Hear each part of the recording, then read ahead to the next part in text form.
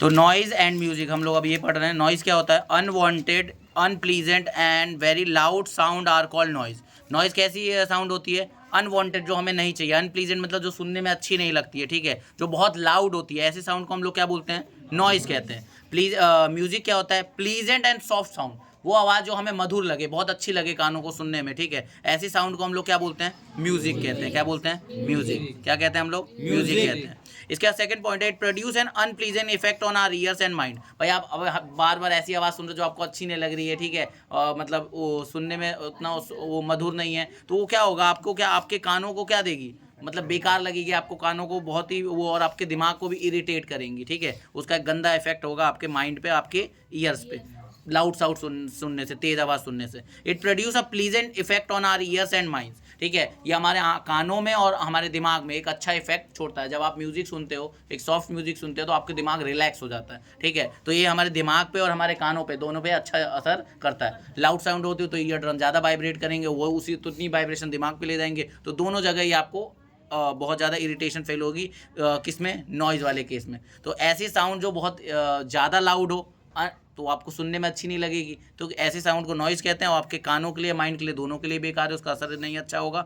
और लेकिन म्यूज़िक की बात करें तो ये सॉफ्ट साउंड होती है, ठीक है, सुनने में अच्छी लगती है हमें, तो ये हमारे माइंड पे और ईयर्स पे, दोनों पे ही एक अच्छा इफेक्ट रखेगी, ठीक है। It is produce by irregular and non periodic vibration. ये पता है नॉइज़ कब बनती है? जब ना वाइब्रेशन, मतलब जो आपके जो वाइब्रेशन है वो इरेगुलर हो, मतलब कैसी भी रैंडम हो रही है, एक पैटर्न में नहीं हो रही है, ठीक है, या नॉन पीरियोडिक हो, मतलब एक पर्टिकुलर टाइम के बाद वो रिपीट नहीं करती है, ठीक है, और इरेगुलर है, कभी भी कितनी भी वाइब्रेशन हो जा रही है, कितने भी टाइम पे हो जा रही है, कितने भी कम समय के लिए हो जा रही है, वो तब बनती है हमारी नॉइज़। लेकिन जब भी म्यूजिक होता है तो वो हमेशा रेगुलर होती है और पीरियोडिक होती है। रेगुलर मतलब एक पूरे एक लय और ताल में चलेगी, और पीरियोडिक का मतलब होता है एक पर्टिकुलर टाइम पे रिपीट करेगी। जो तबला बजाता है एक पर्टिकुलर पैटर्न में बजाता है, तो आपको एक पैटर्न समझ आता है, हाँ म्यूजिक है। कोई गिटार बजाता है तो एक पर्टिकुलर पैटर्न बजाता है, आप गिटार को लेके उल्टा सीधा करोगे, तार को इधर उधर ऐसे ऐसे करोगे, तो वो म्यूजिक नहीं देने वाला है, वो नॉइज होगा, सुनने में अच्छा नहीं लगेगा। म्यूजिक तभी अच्छा लगता है जब एक पर्टिकुलर साउंड का एक पर्टिकुलर नोट में आप बजाओ, तभी आपके कानों को अच्छा लगेगा, क्योंकि एक पर्टिकुलर सीक्वेंस में आ रहा है,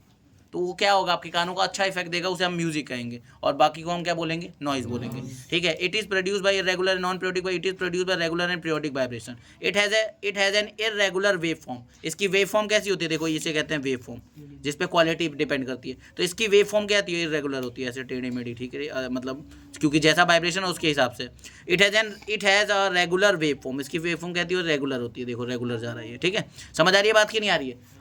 ठीक है। नॉइज में इरेगुलर क्यों होगी? कभी भी कैसी आवाज आएगी, कैसे भी वाइब्रेट हो रहा है, कोई भी ऑब्जेक्ट वाइब्रेट कर रहा है, तो उसका जो वेव फॉर्म बनेगा इरेगुलर बनेगा। लेकिन म्यूजिक में जो अभी आप इंस्ट्रूमेंट से म्यूजिक बनाओगे, जिस भी इंस्ट्रूमेंट का यूज करके बनाओगे, वो एक पर्टिकुलर सीक्वेंस में फॉलो होगा, एक पर्टिकुलर टाइम पे वो अपना जो स्टेप्स होंगे वो रिपीट करेंगे, तो वो क्या होगा? एक अच्छा साउंड प्रोड्यूस करेगा। उस अच्छे ही साउंड को हम लोग क्या बोलते हैं? म्यूजिक बोलते हैं। ये 4-5 पॉइंट से आपको ध्यान रखना है।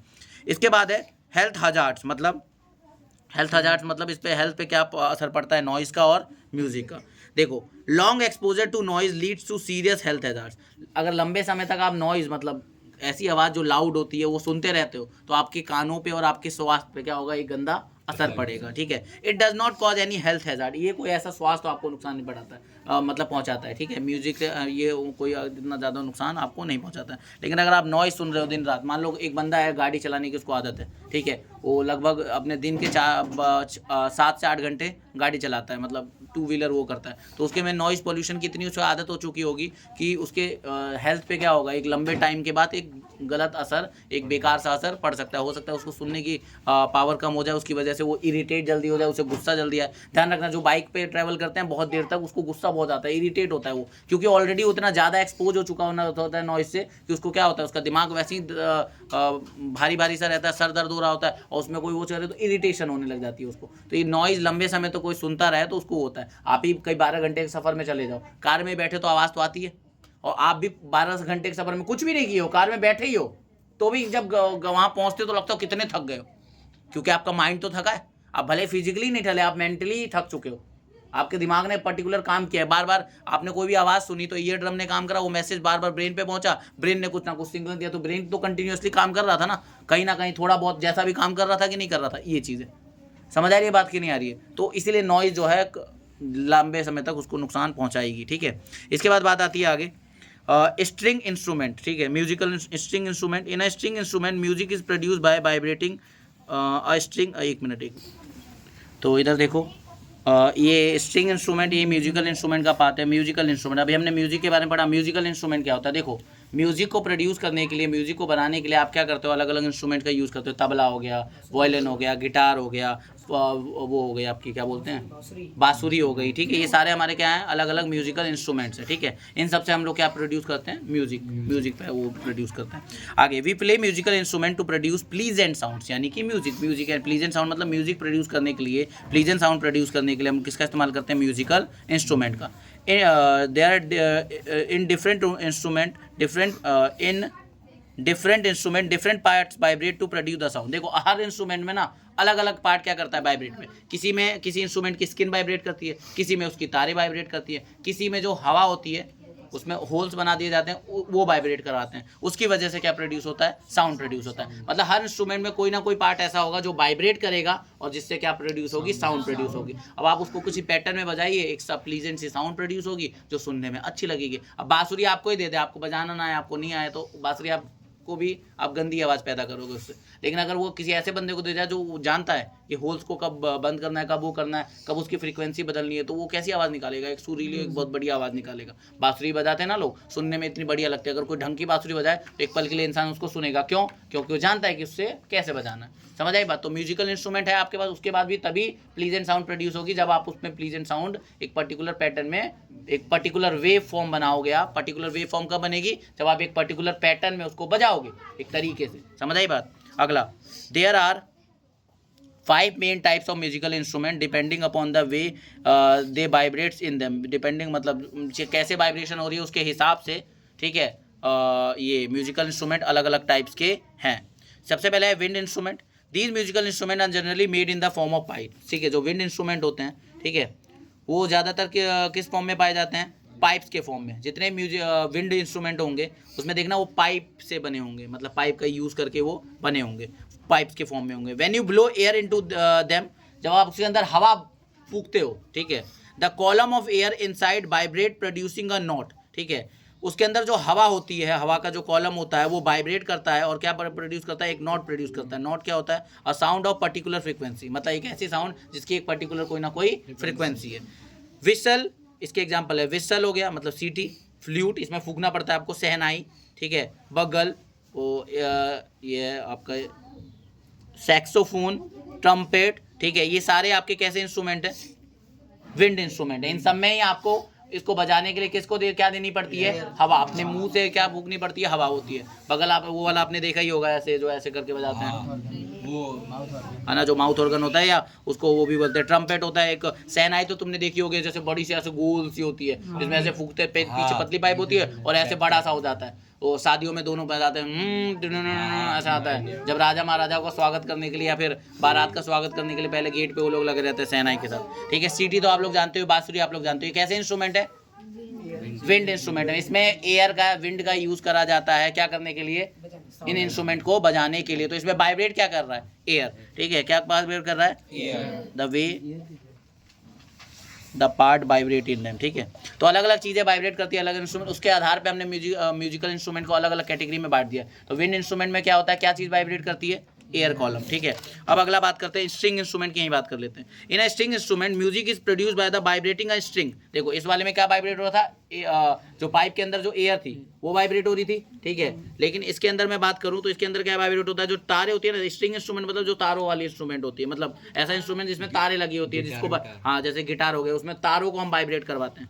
तो music is produce bye vibrating a string. और स्ट्रिंग किससे बनी होती है? मेटल की बनी होती है। ये नहीं धागे की बना देते, मेटल की वायर होती है। गिटार हो गया, वीणा हो गई, सितार हो गया, वायलिन हो गया, जितने भी आप नाम सुन रहे हो, इन सब में क्या होता है? स्ट्रिंग लगी होती है, मेटल की तार लगी होती है, जिसको वाइब्रेट करके क्या प्रोड्यूस करा जाता है? म्यूजिक। साउंड मतलब वही, अब पर्टिकुलर उसमें करोगे तो म्यूजिक हो जाएगी वो, ठीक है। Example of string instrument, string musical instrument. समझ आई बात? इसके बाद है when the strings are plucked. जब स्ट्रिंग को क्या करा जाता है? प्लग करा जाता है, स्ट्रक या उसे स्ट्रक किया जाता है, और प्लेड विद अ बो। बो मतलब कोई उससे डंडी से, वायलिन में देखते हो ना एक डंडी होती है, as in a violin they vibrate to produce a musical sound. तो वाइब्रेट करके क्या प्रोड्यूस करते हैं? Musical sound. These instrument also have a hollow air chamber which helps to increase the loudness of the sound produce. ठीक है, इन instrument में क्या होता है? एक हॉलो एयर चैम्बर होता है, मतलब एक खाली एयर चैम्बर बना होता है। ठीक है, जो क्या करता है? लाउडनेस को क्या करता है? बढ़ाता है। क्या कर देता है? लाउडनेस को बढ़ाता है। आप वायलिन या गिटार के देखना, जहाँ तार लगी हुई उसके पीछे ना एक एयर चैम्बर बना होगा, तो जब आवाज पैदा होगी वो क्या करेगा? उस आवाज को क्या कर देगा? थोड़ा सा वाइब्रेशन और तेज कर देगा, उसकी लाउडनेस को बढ़ा देगा। समझ आ रही बात? ठीक है, तो ये हो गया हमारे दो इंस्ट्रूमेंट हो गए। इसमें तो क्या हुआ है, नोट्स में बता दे रहा हूँ, म्यूजिकल इंस्ट्रूमेंट यहाँ से स्टार्ट है। ठीक है, फिर ये वाला, इसके बाद ये वाला लिखना था और उसके बाद ये लिखना था, तो ये थोड़ा सा आगे पीछे हो गया है। ठीक है, इस चीज़ का ध्यान रखना।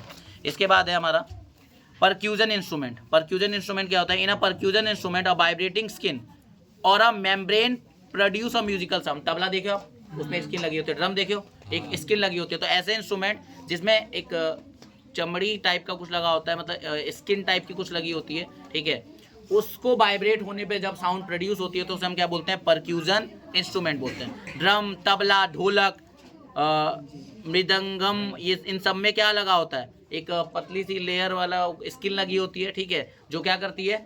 जब उनको वाइब्रेट करते हैं तो क्या प्रोड्यूस होती है? साउंड प्रोड्यूस होती है। रीड, आप देख रहे हो हर इंस्ट्रूमेंट में वाइब्रेट होने वाली चीज अलग अलग है ना? किसी में एयर वाइब्रेट हो रहा है, किसी में स्किन वाइब्रेट हो रही है, किसी में तार वाइब्रेट हो रही है। ठीक है, स्ट्रिंग कहते हैं इसको। इसके बाद है read instrument. Read instrument contain metal reads. ठीक है, मेटल की रीड्स होती है which produce sound when air is blow through them. ठीक है, इसमें मेटल की रीड्स होती हैं और जब इसमें हवा भेजते हैं ना तो उनके टकराने से वाइब्रेशन होती है और क्या प्रोड्यूस होती है? साउंड प्रोड्यूस होती है। Musical instrument like harmonium, harmonium आपने देखा है, माउथ और ऑर्गन देखा है आपने, इन सब में ये सारे क्या है? हमारे रीड इंस्ट्रूमेंट है। क्यों? इसमें मेटल की रीड्स होती है और एयर ब्लो करने पे ये वाइब्रेट होते हैं, जिसकी वजह से क्या प्रोड्यूस होता है? साउंड प्रोड्यूस होता है। ठीक है, इसके बाद है घना विद्या। ठीक है, म्यूजिकल इंस्ट्रूमेंट लाइक मंजीरा, ठीक है, जल तरंग, ठीक है, ghatam, mudpot and khartal are simply beaten or struck to produce musical sound. जितने भी आपको मैंने माना है, मंजीरा हो गया, चाहे ये होगा मंजीरा, आपने वो देखा होगा हरे राम हरे कृष्णा में जो होता है ना, वो मंजीरा होता है। ठीक है, इसमें कुछ नहीं, इन दोनों को बस एक बीट करते हैं, एक दूसरे से टकराते हैं तो क्या प्रोड्यूस होती है? अब एक आप पर्टिकुलर उसमें करो तो कभी अठजाम बोलते हैं, अठजाम हमारे यहाँ होता है, तो वहाँ पर देखना वो वाली ये चीज़ जरूर होती है। साथ में हारमोनियम और बाकी सेटअप भी होता है और आपका वो केसियो भी होता है। केसियो इलेक्ट्रिकल होता है, हारमोनियम उसका वही म्यूजिक वो अपडेटेड वर्जन है। हारमोनियम में आपको कंटिन्यूअसली ऐसे ऐसे करना पड़ता है। ठीक है, जिसकी वजह से वो एयर जाती है और वो क्या होता है? आप इसको बजाते हो तो आवाज़ पैदा हो जाती है। ठीक है, लेकिन केसियो में क्या होता है? इलेक्ट्रिकल होता है, जब आप दबाते हो तो सीधे साउंड प्रोड्यूस होती है। ठीक है, केसियो और हारमोनियम लगभग सेम है, बस फर्क क्या है? वो इलेक्ट्रिसिटी पे चलती है और बिना इलेक्ट्रिसिटी के चलती है। ठीक है, उसमें कंटिन्यूसली आपको ऐसे नहीं करना पड़ता है एयर वो करने के लिए। इसके बाद आता है नॉइस पॉल्यूशन। हमने म्यूजिक समझा, म्यूजिक का इंस्ट्रूमेंट समझा, म्यूजिक किन इंस्ट्रूमेंट से पैदा होता है और किस अलग अलग वाइब्रेट मटेरियल के हिसाब से अलग अलग हमारे इंस्ट्रूमेंट हैं। अब हम बात करते हैं नॉइस। तो हमने समझ लिया अनप्लीजेंट साउंड जो सुनने में लाउड हो वो नॉइस कहलाती हैं। भैया अगर ऐसी अनप्लीजेंट है तो ये तो पॉल्यूशन भी करेंगी। देखो कोई भी अनवांटेड चीज़ अगर हमारे एटमॉस्फेयर में रहती है तो एयर पॉल्यूशन करती है। तो भाई अगर ऐसी साउंड भी है जो अनवांटेड है, लाउड है, तो मतलब हमारे एनवायरनमेंट में क्या करेगी? पॉल्यूशन बने करेगी। और ऐसे पॉल्यूशन को हम क्या बोलते हैं? Noise pollution. तो जो साउंड अनप्लीजेंट हो, लाउड हो और जो हमें कानों को, हमारे माइंड को स्ट्रेस दे रही हो, ऐसे साउंड को हम क्या बोलते हैं? नॉइज बोलते हैं। और इससे जो ये प्रकृति में नुकसान हो रहा है इसको नॉइज पॉल्यूशन कहा जाता है। Noise from any source that causes disturbance or discomfort of any kind in the environment is called noise pollution। क्या कह रहा है? Noise from any source, कहीं से भी नॉइज आ रही हो, ठीक है, जो क्या कर रही हो? डिस्टर्बेंस कर रही हो, डिस्कम्फर्ट कर रही हो, किसी भी तरह का हमारे पर्यावरण में, उसे हम क्या बोलते हैं? Noise pollution. A sound of about 90 decibel and above, 90 decibel और उसके ऊपर की आवाज, ऐसी आवाज जिसकी लाउडनेस 90 डेसिबल और उससे ऊपर की हो, heard for a long time, लंबे समय तक अगर आप इसे सुनो, ये क्या बना देगा? Noise pollution. और आपको मैंने लिस्ट बनवाई थी नॉइज पॉल्यूशन, मतलब लाउडनेस की वाले अलग अलग चीज़ कितनी लाउडनेस कितनी होती है। तो आओ देखते हैं कौन कौन पॉल्यूशन करता है। तो मतलब लाउड म्यूजिक आप कर रहे हो तो आप नॉइज पॉल्यूशन में रोल अदा कर रहे हो। हैवी ट्रैफिक है तो हमेशा ही रहता है, यानी हमेशा नॉइज पॉल्यूशन हो रहा है। ठीक है, ध्यान रखना। ये न्यूमेटिक ड्रिल, ये काम चलता ही रहता है, कंस्ट्रक्शन, इससे भी क्या होता है? नॉइज पॉल्यूशन होता है। एयरक्राफ्ट इंजन, ये सारे ही चीज़ें क्या है? एयर पॉल्यूशन के लिए रिस्पॉन्सिबल है। नॉइज पॉल्यूशन के लिए, एयर पॉल्यूशन कह रहा हूँ, नॉइज पॉल्यूशन। ठीक है, इसके बाद है हमारा ये sources of noise pollution. Noise pollution किन किन से होता है? Moving airplane, loud speaker, excessive use of horns, crackers, moving trains, loud music system, इन सब से ही क्या होता है हमारा नॉइज पॉल्यूशन होता है। ये सारे ही इतने ज़्यादा साउंड, इतने लाउडनेस की साउंड पैदा करते हैं 90 या उससे डेसिबल उससे ऊपर की, कि क्या होता है हमारा नॉइज पॉल्यूशन होता है। Harmful effect of noise pollution. Harmful effect of noise pollution क्या है? It causes nervous tension, irritation, year एक, हेड एक एंड हाई ब्लड प्रेशर। ये क्या करता है? नर्वस टेंशन मतलब नर्वस सिस्टम में टेंशन प्रोड्यूस करता है, मतलब आपकी नर्व्स वगैरह इरिटेट होता है। नर्वस टेंशन नर्वस सिस्टम में को प्रॉब्लम करता है, ठीक है। इरिटेशन करता है, आप इरिटेट हो जाते, चिड़चिड़े हो जाता है। कानों में दर्द, सर में दर्द हो जाता है। आपका बीपी यानी कि ब्लड प्रेशर क्या हो जाता है? हाई हो जाता है। किसकी वजह से? नॉइज पोल्यूशन की वजह से। It may cause lack of concentration in work, ठीक है, मतलब काम में और पढ़ाई में ये बहुत ज़्यादा आपका ध्यान भटकाता है। Loud music during night disturb our sleep. और रात में अगर लाउड म्यूजिक बज रहा है तो आपके नींद को डिस्टर्ब ये करेगा। अगला, prolonged exposure to high level new noise can affect the eardrum. लंबे समय तक अगर आप नॉइज सुन रहे हो तो आपके ईयर ड्रम को क्या कर सकता है? कान के पर्दों को क्या कर सकता है? नुकसान पहुंचा सकता है। And may lead to temporary or even permanent loss of hearing. या तो मतलब टेम्पररी, मतलब आपको सुनने की शक्ति आपकी कम हो जाएगी हमेशा के लिए, या उस समय के लिए हो जाएगी, लंबे समय तक अगर आप नॉइज को सुन रहे हो तो। अच्छा, शहरों में ये नॉइज पॉल्यूशन कंटिन्यूसली रहता है।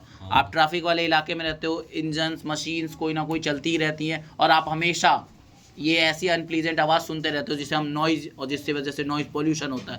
और शहर में और गांव में अगर कंपैरेटिवली आप करो तो ज़्यादा केसेस आपको कान की दिक्कतों के शहरों में मिलेंगे, ठीक है।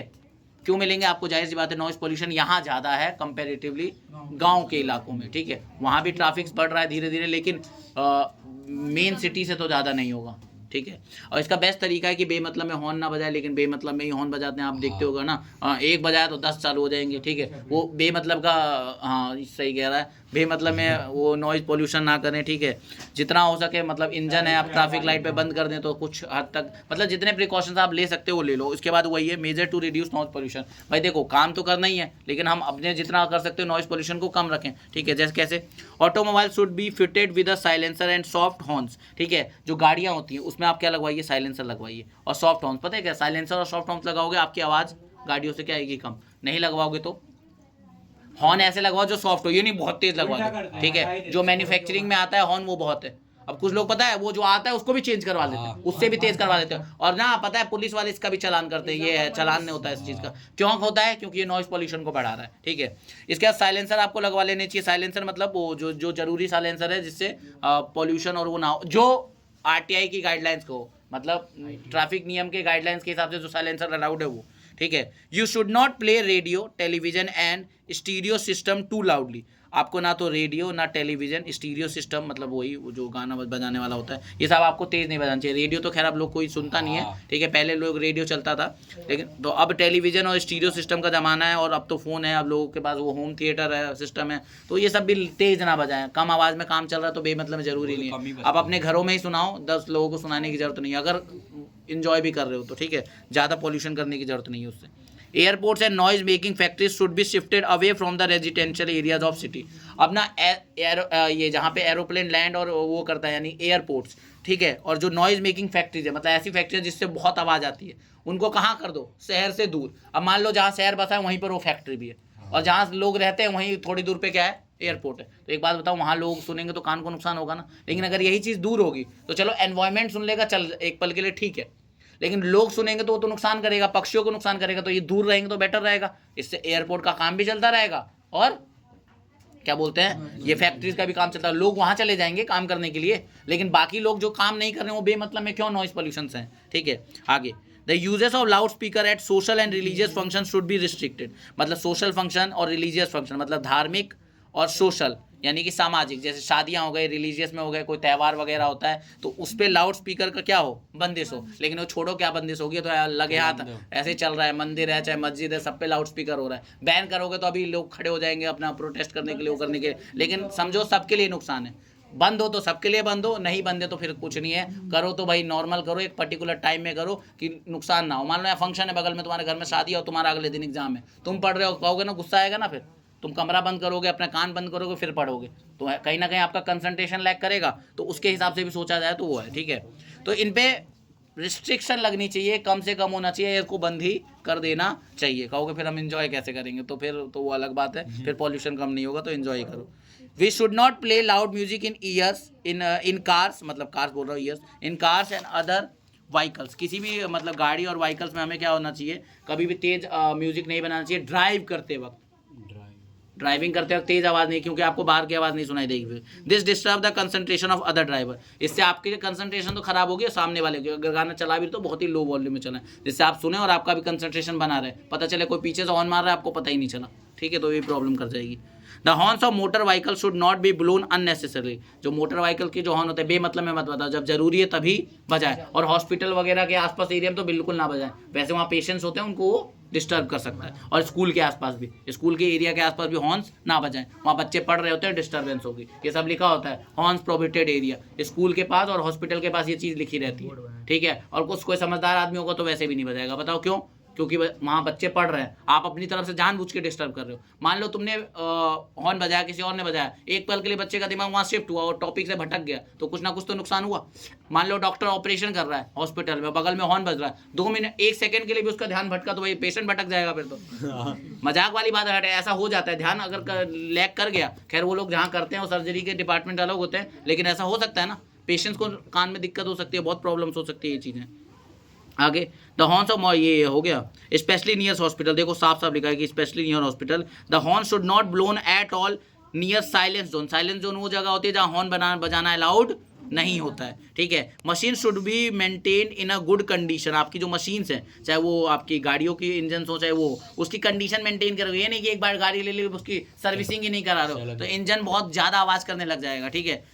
तो अगर आप ये मशीन और फैक्ट्रियों की जो मशीन है उनको भी रिपेयर करके अच्छी कंडीशन में रखो, उससे क्या होगा, नॉइज पोल्यूशन कम होगा। तो ये क्या करेगा, इंडस्ट्रियल नॉइज पोल्यूशन को कम करता है। अवॉइड बस्टिंग फायर क्रैकर्स, ठीक है, पटाखे हों बिल्कुल से अवॉइड करें जलाना, क्योंकि ये बहुत ज़्यादा नॉइज पोल्यूशन के साथ एयर पोल्यूशन भी करते हैं, ठीक है। तो अगर ये अवॉइड करे जाए तो कहीं ना कहीं पोल्यूशन और घटेगा। अभी लोगों को समझ नहीं आ रहा है, अभी तुमने अभी देखा था पोल्यूशन की वजह से छुट्टी थी, एयर पोल्यूशन की वजह से, आने वाले टाइम में नॉइज पोल्यूशन छुट्टी ना होने लग जाए, ठीक है। कुछ कह नहीं सकते क्योंकि पोल्यूशन अपनी बहुत चरम लेवल पे पहुंच चुका है, ठीक है। इसके बहुत सारे फैक्टर्स हैं, जिसमें क्रैकर्स भी एक फैक्टर है, ठीक है, पराली भी एक फैक्टर है, और जो पूरे साल जो आपका वो गाड़ियां फैक्ट्रियां का धुआं आता है वो तो है ही है। समझो पहले से समस्या बेकार है। 400 दिल्ली का AQI नॉर्मल 300-400 तो रहता ही है, लेकिन जब दिवाली आती है उस समय पटाखे आते हैं, ठीक है, दिवाली को मैं नहीं कह रहा, उस समय पटाखे लोग फोड़ते हैं, तो उस समय वो था, वो भी ऐड कर लो, उसी समय पराली जलती है, वो भी ऐड कर लो। तो सारे फैक्टर जब मिल जाते हैं तो एक ऐसी कंडीशन बन जाती है कुछ समय के लिए कि दिल्ली ना वो बन जाती है, धुएं का वो चैम्बर बन जाता है।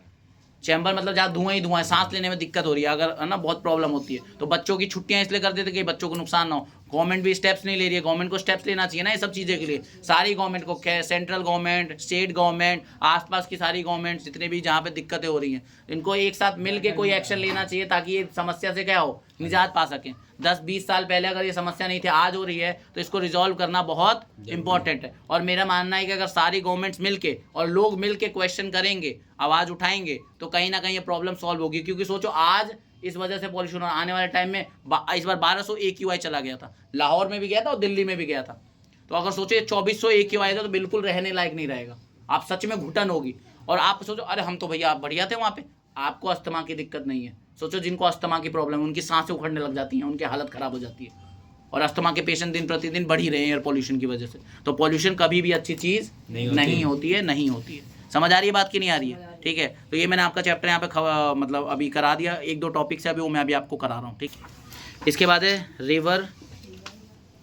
रिवर्बरेशन, ठीक है, रिवर्बरेशन है, ठीक है। ये क्या होता है, देखो ये इको आपने समझा था। इको का मतलब क्या होता है, मतलब जब आप बोलते हो 17 मीटर का डिस्टेंस होता है, हार्ड ऑब्जेक्ट होता है और आपकी साउंड लाउड होती है, तो क्या प्रोड्यूस होती है, रिपीटेड साउंड प्रोड्यूस होती है, ठीक है। अब एक ऐसी कंडीशन है ना इको की वजह से जो बन जाती है रिवर्बरेशन, क्या होता है, देखो a sound created in a big hall, बड़े से हॉल में, ठीक है, जो साउंड क्रिएट होती है will persist by repeated reflection, मतलब वो वहाँ तब तक रहती है बार बार रिफ्लेक्ट होने की वजह से, बार बार रिफ्लेक्ट होगी, ठीक है, फ्रॉम द वॉल्स, दीवारों से, until it is reduced to a value where it is no longer audible। मतलब आपने कोई आवाज़ बोली या चिल्लाया या कुछ भी बोला तो वो आवाज़ तब तक उस हॉल में रहती है जब तक वो बार बार टकरा के इधर उधर फैलती रहती है। वो तब तक रहती है हॉल के अंदर जब तक उसकी वैल्यू इतनी कम नहीं हो जाती कि वो सुनाई ना दे। मतलब अगर आप 2 बार बोल रहे हो 3 बार बोल रहे हो तो इको की वजह से बहुत बार उसकी रिफ्लेक्शन होने की वजह से क्या हो रहा है, वो आवाज़ परसिस्ट कर रही है, वहीं पे मौजूद है, दीवारों से टकरा के इधर उधर जा रही है, ठीक है। और तब तक रहती है जब तक उसकी वैल्यू 0 ना हो, मतलब वो सुनाई देना बंद ना हो जाए, ठीक है। तो ये कंडीशन खराब है ना, आपको वो हॉल के अंदर बार बार आवाज़ सुनाई देगी, कुछ क्लैरिटी नहीं होगी तो भी नुकसान कर जाएगा, ठीक है। The repeated reflection that results in this persistent of sound is called reverberation. ये जो रिपीटेड रिफ्लेक्शन होता है, मतलब बार बार जो ये आवाज़ टकरा के, पहले इस दीवार से टकराए फिर इधर टकराए इधर टकराए, तो ये बार बार जो रिपीटेड रिफ्लेक्शन हो रहा है जिसकी वजह से आवाज़ हॉल के अंदर बनी हुई है, ठीक है, इसी कंडीशन को हम लोग क्या बोलते हैं, रिवर्बरेशन। क्या बोलते हैं, रिवर्बरेशन। इन एन ऑडिटोरियम और big hall excessive reverberation is highly undesirable. किसी भी बड़े हॉल में या ऑडिटोरियम में ज़्यादा रिवर्बरेशन होना मतलब अनडिजायरेबल है। अनडिजायरेबल मतलब जिसकी हमें ज़रूरत नहीं है। टू रिड्यूस रिवर्बरेशन, अब भाई एक बात बताओ, कोई फंक्शन हो रहा है, वो लोग बोल रहे हैं, बार बार आवाज़ रिपीट कर रही है, ठीक है, और जब तक रहेगी वो, जब तक वो आवाज़ कम ना हो, तो आपने कुछ बोला वो कुछ टाइम तक रहेगी, तो आप लगातार बोलोगे तो आप वो बात रिपीट करेगी जब तक दूसरी भी करने लग जाएगी, तो इसका मतलब वो क्या होगा, कोई भी क्लैरिटी नहीं रहेगी, लोग सुनने ही नहीं आएंगे, लोग सुन ही नहीं पाए और समझ नहीं पाएंगे। तो रिवर्बेशन को हटाना पड़ेगा, और रिवर्बेशन को हटाने के लिए to reduce reverberation the roof and walls of the auditorium are generally covered with a sound absorbent material like compressed fire board, rough plaster or draperies. क्या बोल रहा है इसमें कि रिवर्बेशन यानी कि जो ये इको बनी, बार बार टकराने लग गई, तो इस कंडीशन को रिवर्बेशन बोल रहे हैं। और इस रिवर्बरेशन को कम करने के लिए मैंने आपको बताया था ऐसा मटेरियल लगाने पड़ते हैं जो ऑडिटोरियम या वॉल्स में जो कैसे होते हैं, जो साउंड को एब्जॉर्ब कर लेते हैं, रिफ्लेक्शन कम कर देता है। जब रिफ्लेक्शन कम हो जाएगी तो रिफ्लेक्शन होने, साउंड का रिफ्लेक्शन होने की वजह से ही तो क्या बोल रहा था, साउंड के रिफ्लेक्शन होने की वजह से रिवर्बेशन हो रही थी। रिवर्बेशन मतलब एक ऐसी स्थिति जहां पे साउंड बार बार टकरा के वहीं पे रह जा रही है, और तब तक रह रही है जब तक वो बिल्कुल खत्म नहीं हो जा रही है। तो इस कंडीशन को खत्म करने के लिए हम लोग क्या कर सकते हैं, ऐसे मटेरियल लगा सकते हैं वो छतों पे और साइड में दीवारों पे, जो क्या करें, एब्जॉर्ब कर रहे और रिफ्लेक्शन कम हो जाए। जब रिफ्लेक्शन कम हो जाएगा तो इको नहीं बनेगी तो रिफ्लेक्शन नहीं होगी तो रिवर्बरेशन वाली कंडीशन नहीं रहेगी, और रिवर्बरेशन वाली कंडीशन नहीं रहेगी तो क्लैरिटी बनी रहेगी साउंड के बीच में। समझ आई बात। The seat materials are also selected on the basis of their sound absorbing properties, ठीक है। ये जो मटीरियल है, जो ये सीट की मटीरियल है, मतलब जिस पे बैठते हैं, उसकी भी उसको इसी हिसाब से वो सिलेक्ट करा जाता है कि वो क्या कर ले, साउंड को भी एब्जॉर्ब कर ले। तो मतलब इतने सारे मटीरियल लगा देते हैं और साउंड को क्या कर ले, एब्जॉर्ब कर ले। समझ आ गई बात, ठीक है। इसके बाद है हमारा यूजेस ऑफ मल्टीपल रिफ्लेक्शन। देखो रिफ्लेक्शन का मतलब क्या होता है, साउंड का किसी चीज़ से टकरा के वापस हो जाना, bouncing back of sound by striking an hard object, ठीक है, उसे हम क्या बोलते हैं, रिफ्लेक्शन बोलते हैं। मल्टीपल रिफ्लेक्शन क्या होता है, जब एक से ज़्यादा बार रिफ्लेक्शन हो जाए, मतलब एक से ज़्यादा बार वो टकरा के 2-3 बार टकरा के इधर उधर साउंड आगे तक पहुंचे, तो उसे हम क्या बोलते हैं, मल्टीपल रिफ्लेक्शन। जैसे अभी हॉल में बात कर रहा हूँ मल्टीपल रिफ्लेक्शन हो जाती है, वैसे ही आपने स्टेथोस्कोप देखा है डॉक्टर जो यूज़ करते हैं, उसके अंदर देखो उसकी जो पाइप होती है उसमें भी ना, जब कोई हार्ट बीट सुनते हो तो उसमें भी ना ऐसे आवाज़ टकरा के आपके कानों तक पहुँचती है, तो उसमें भी क्या होता है, मल्टीपल रिफ्लेक्शन के थ्रू आवाज़ हमारे पास पहुँचती है। तो मतलब ये जो साउंड वेव है ना, मल्टीपल टाइम पाइप के अंदर क्या होती हैं, टकराती है। जैसे पहले यहाँ टकराई, फिर इधर ऐसे टकराती हैं। तो हम इसी के मल्टीपल रिफ्लेक्शन की क्या बात कर रहे हैं, उसकी यूज है। तो मल्टीपल रिफ्लेक्शन समझ आया, जब साउंड वेव एक से ज़्यादा बार क्या करती हैं, ऑब्जेक्ट से टकराती है, उसे हम क्या बोलते हैं, मल्टीपल रिफ्लेक्शन कहते हैं। अब उसके यूजेस, मेगाफोन देखो, लाउड स्पीकर ऐसे मुंह से बोलते हैं,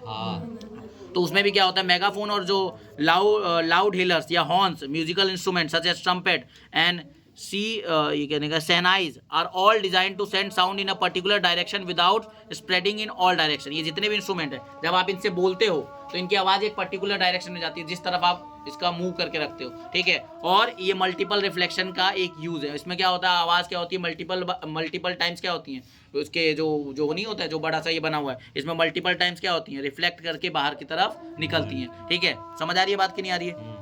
आगे ये रहा, in these instruments a tube followed by a conical opening reflects sound successively to guide most of the sound waves from the source in the forward direction towards the audience। इस instrument में क्या होता है, एक tube followed by होती है bye a conical opening, कौन समझते हो? हाँ। तो कोन की एक ओपनिंग होती है, कोन शेप है ना ये। हाँ। तो इसमें देखो एक ट्यूब हो गई जिसमें कोन जैसे स्ट्रक्चर है, कोनिकल ओपनिंग है ये, और यहाँ पर क्या होती है, आवाज़ ऐसे मल्टीपल टाइम्स क्या करती है, टकरा के बाहर निकलती है। समझ आ रही है बात? ठीक है। तो sound successively to guide most of the sound wave from the source in the forward direction. इससे क्या होता है, आवाज़ ऐसे ऐसे टकरा के आगे की तरफ ही निकलती है। समझ आई बात?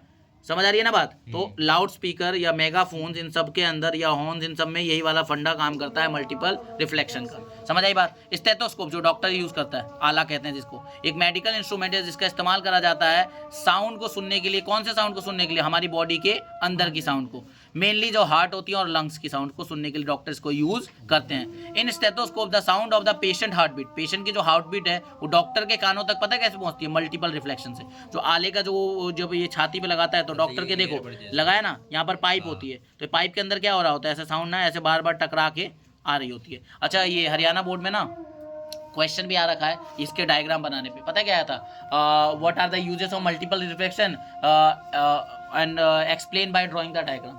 तो आपको ये वाला डायग्राम बनाना था, उसमें मल्टीपल रिफ्लेक्शन शो कर दी थी, और ये वाला डायग्राम बनाना था और दोनों की यूजेस लिख देने थे। तो इस पे क्वेश्चन आ रखा है, और मैं जो गलत नहीं हूँ तो शायद लास्ट ईयर ही क्वेश्चन आया हुआ है, यूटी में या फाइनल में, कहीं ना कहीं आया हुआ है क्वेश्चन। ठीक है, तो ध्यान रखना इस चीज़ का। तो यूजेस समझ आया, दो यूजेस हैं, एक तो megaphones, loud hailers, horns musical instrument में यूज होते हैं।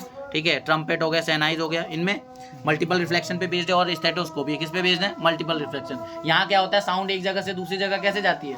मल्टीपल टाइम्स टकरा के जाती है। समझ आ रही है बात कि नहीं आ रही है? तो ये हो गया मल्टीपल रिफ्लेक्शन। समझ है? एक और है सॉरी, एक और यूज है इसका मल्टीपल रिफ्लेक्शन का। Generally the ceilings of concert halls, जो बड़े बड़े हॉल्स होते हैं, कॉन्फ्रेंस हॉल्स होते हैं, सिनेमा हॉल्स होते हैं, जो इनकी सीलिंग होती है ना, इसे तिरछा बनाया जाता है। कभी तुम ना कभी हॉल्स में जाना या मतलब म्यूजिक उसमें देखना, इनकी छत ऐसे फ्लैट नहीं होगी जैसे हमारे आमतौर पे यहाँ पे फ्लैट होती है। इनकी छत कैसी होती है? थोड़ी कर्व होती है। कहोगे क्यों? ताकि मल्टीपल रिफ्लेक्शन हो। क्या हो? मल्टीपल रिफ्लेक्शन हो। Are curve so that the sound after reflection reaches all the corners of the hall. क्योंकि देखो, अगर वो थोड़ी सी टिल्ट होगी तो जब उससे आवाज टकराएगी तो लगभग हर कोने में आवाज पूरी फैलेगी, और इससे क्या होगा, हर एक कोने में आवाज प्रॉपर सुनाई देगी। तो आप कभी भी, आप कोई भी आप टिकट लेके कहीं भी बैठ जाते हो, ठीक है, आपको आवाज की कोई प्रॉब्लम नहीं होती सिनेमा हॉल में। क्यों? क्योंकि उन्होंने इसी तरह से उसको डिजाइन किया है। ठीक है। Sometimes a curved soundboard may be placed without the stage behind the stage so that the sound after reflecting from the soundboard spread evenly across the width of the hall। अच्छा, कभी कभी जो जहाँ perform करते हैं ना, वहाँ पर भी देखना ऐसे ना एक कोई कर्व्ड शेप का क्या लगा देते हैं, स्टेज के साथ कर्व शेप का वो लगा देते हैं, थर्माकोल टाइप या फिर बोर्ड, कार्डबोर्ड टाइप। पता है उससे क्या होता है? आवाज़ टकरा के सामने बिल्कुल आसानी से इवनली स्प्रेड होती है। इससे क्या होता है? सामने ऑडियंस को प्रॉपर सुनाई देता है। तो देखो, जो छतें होती हैं वो कर्व्ड क्यों होती हैं? ताकि जो आवाज़ है मल्टीपल टाइम्स रिफ्लेक्ट होके हर कोने तक पहुंच जाए। और सामने स्टेज पे जहाँ परफॉर्मेंस हो रही होती है वहाँ पर भी एक कर्व्ड कार्डबोर्ड या कर्व्ड स्क्रीन टाइप क्यों लगाया जाता है? ताकि आवाज़ मल्टीपल टाइम्स रिफ्लेक्ट होके क्या हो जाए, ऑडियंस तक पहुँच जाए। समझ आई बात? ठीक है, आप ये देख सकते हो, देखो बहुत बार टकरा के पर्टिकुलर सोर्स पे पहुँच रही है ना, हर कोन तक, ये दिख रहा है। तो sound board use in a big hall, तो बड़े बड़े में ये साउंड ऐसे बोर्ड यूज़ किए जाते हैं जो क्या होता है, आवाज़ों को टकरा के, जैसे यहाँ से साउंड आ रही है तो टकरा के देख रहे हो फैल जा रही है, दिख रहा है ना, हर तरफ दिख रहा है। यहाँ से साउंड पैदा हुई, मान लो यहाँ से प्रोड्यूस हो रही है तो हर तरफ क्या हो गई, स्प्रेड हो गई। लेकिन अगर ये सीधी होती तो ऐसे जाती और ऐसे ही आ जाती।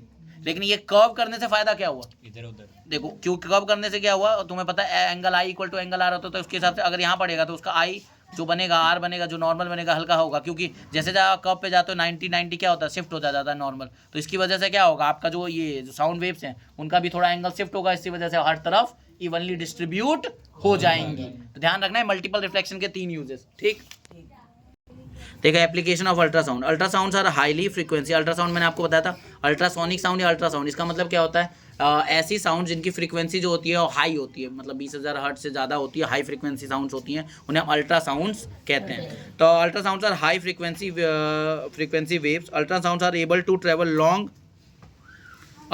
Along well defined parts even in the presence of obstacles. अगर कह रहे हैं ना अल्ट्रासाउंड ऐसी साउंड्स होती है ना, अगर रुकावट भी होगी, कोई सामने चीज़ भी होगी, उनको भी क्या कर सकती हैं, पार कर सकती हैं। ठीक है ना, along well defined paths even in the presence of obstacles, मतलब अगर ऑब्स्टेकल्स हैं तो भी उनकी प्रेजेंस में उनको क्या कर सकती हैं, वो ट्रेवल कर सकती हैं।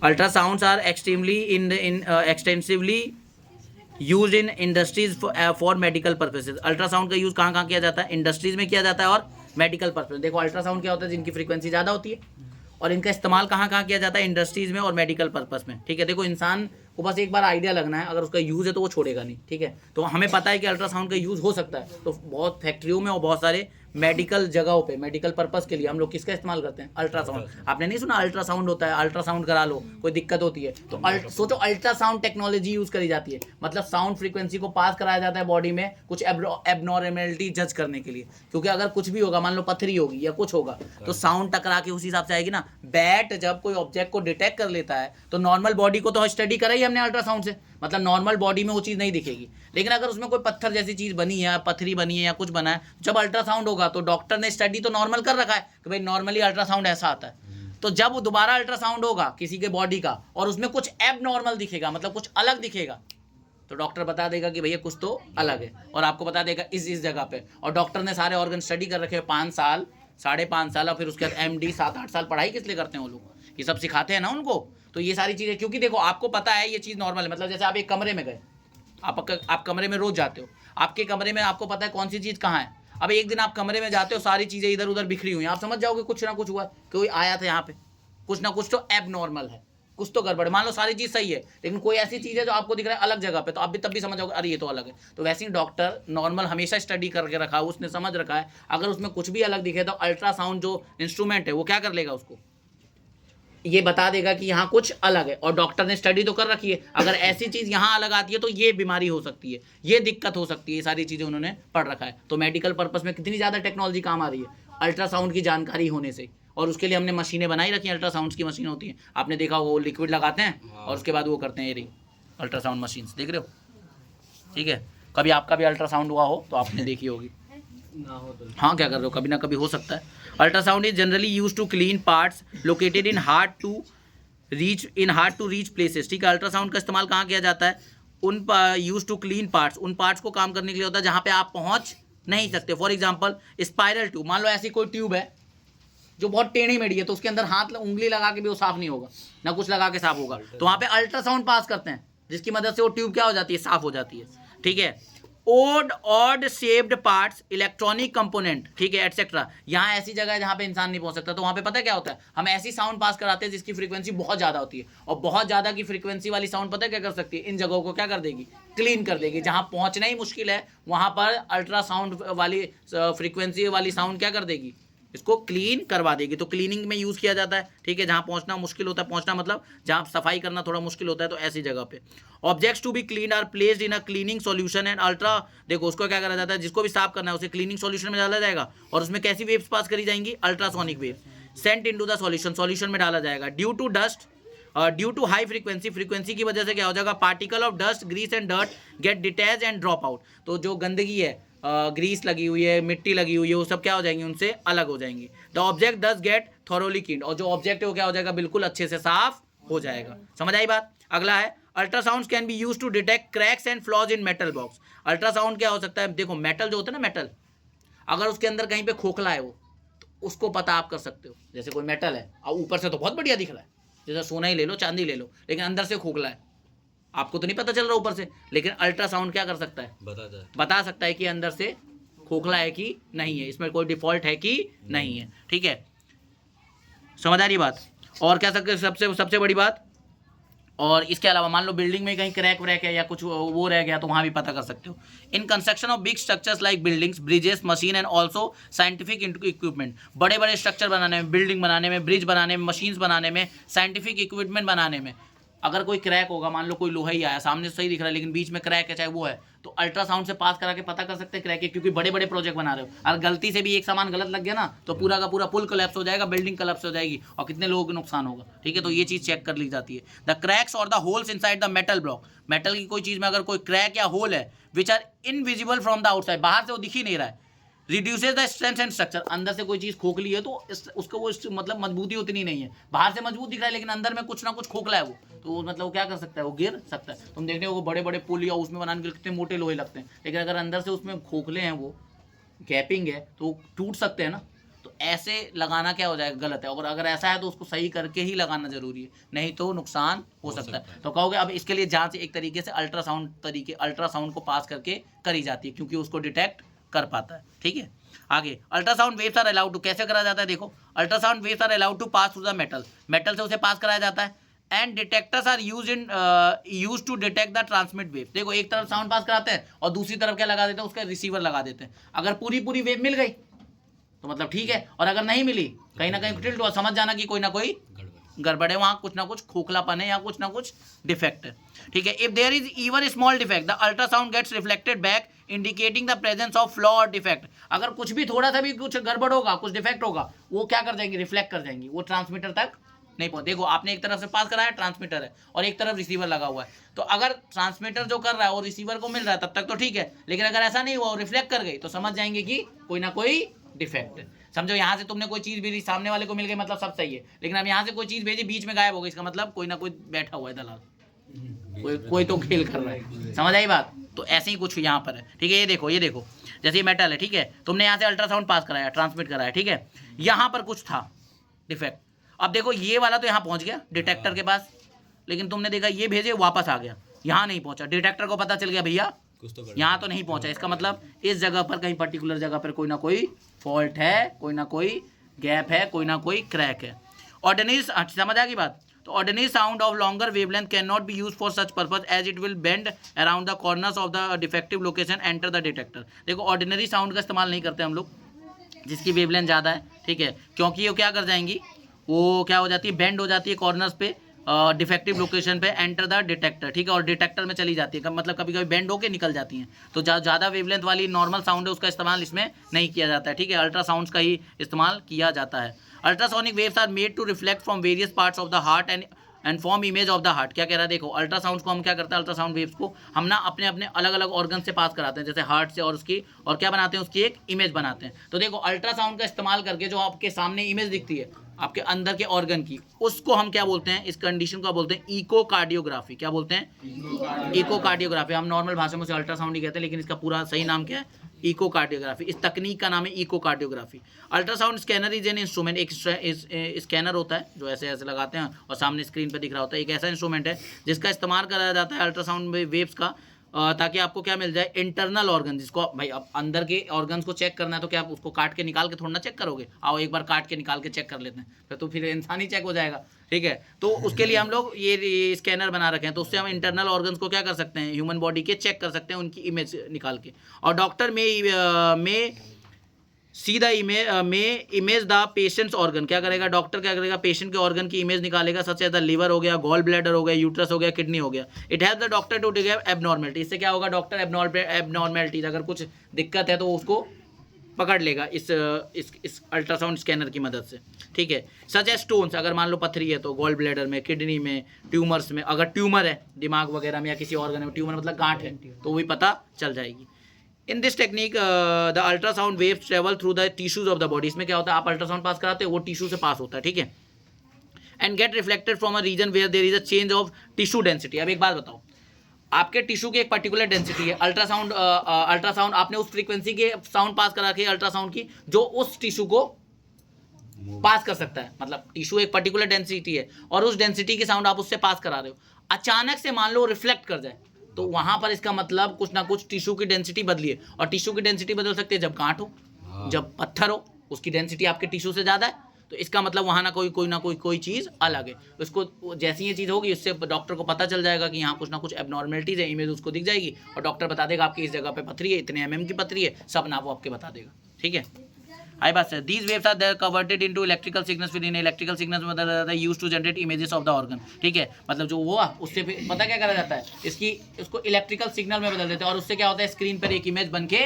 आ जाती है। ठीक है, मशीन काम करती है सारा। These image are then displayed in a monitor पे दिख जाता है और प्रिंटेड ऑन अ फिल्म, और आपको फिल्म पे निकाल के दे दिया जाता है, लो भैया आपका ये रिपोर्ट है। This technique is called ultrasonography, और इस जो टेक्निक है इसको क्या कहा जाता है, अल्ट्रासोनोग्राफी कहा जाता है। Ultrasonography is also use for examination of the fetus during the pregnancy to detect congenital defects and growth abnormality. अच्छा, अल्ट्रासोनोग्राफी का इस्तेमाल करके बच्चे का ना, जब बच्चा बड़ा हो रहा होता है 9 महीने तक, उसके अंदर अगर कोई बीमारी है, कोई डिफेक्ट है या कोई प्रॉब्लम है, या उसके पैर सही से डेवलप नहीं हो रहे, हार्ट डेवलप नहीं हो रहा, तो उसका ही पता कर लेते हैं। तो तुम देखना, जो भी प्रेग्नेंट महिलाएं होती है टाइम टाइम पे डॉक्टर को अल्ट्रासाउंड्स कराने होते हैं, महीने, 1.5 महीने, 2 महीने, 3 महीने, ऐसा होता रहता है। क्यों होता रहता है? ताकि पता चल जाए अगर कोई डिफेक्ट है, और टाइम से अगर वो ठीक हो सकता है तो वो उसकी दवाई दे दे और वो ठीक हो जाए। अच्छा, वैसे अल्ट्रासोनोग्राफी टेक्निक से ये भी पता करा जा सकता है, मतलब ये है कि वो बॉय है कि गर्ल है, लेकिन ये हमारे देश में PNDT एक्ट के तहत इलीगल है, और ऐसा करना क्राइम है। आप बच्चे का सेक्स डिटरमाइन नहीं कर सकते उसके जन्म से पहले, ठीक है। टेक्निक से पता चल सकता है, लेकिन ऐसा करना कानूनन अपराध है। ऐसा करते हुए जो डॉक्टर पाया जा सकता है या जो पेशेंट पाया जाएगा, उन पे बहुत बड़ा, मतलब उन पे पैसों का भी जुर्माना लगेगा और जेल भी होगी, क्योंकि ये करना कानूनन अपराध है, ठीक है, इलीगल है हमारे देश में। अल्ट्रासाउंड में भी employed to break small stones, ठीक है। इससे क्या, अल्ट्रासाउंड का इस्तेमाल करके आप छोटे छोटे पत्थरों को तोड़ सकते हो, formed in the kidneys and fine grains, ठीक है, मतलब छोटे छोटे हिस्सों में, जो कि फिर निकल जाएगा। Fine grains get later finished with urinary, मतलब जो बड़ा पत्थर है उसे तोड़ के छोटे छोटे छोटे छोटे छोटे छोटे छोटे टुकड़े में कर दिए, एकदम दाने जैसे। तो भाई दाने जैसे तो किडनी से बह के भी निकल जाएंगे ना, पानी वानी पियेंगे तो उसके थ्रू निकल जाए, लेकिन वो बड़ा पत्थर नहीं निकलेगा, तो उसको तोड़ देते हैं। तोड़ने का तो क्या हो जाता है, धीरे धीरे निकल जाते हैं, ठीक है। किडनी होती है तो बहुत सारे उपाय होते हैं, आपको पता ही है। समझ आ गई बात?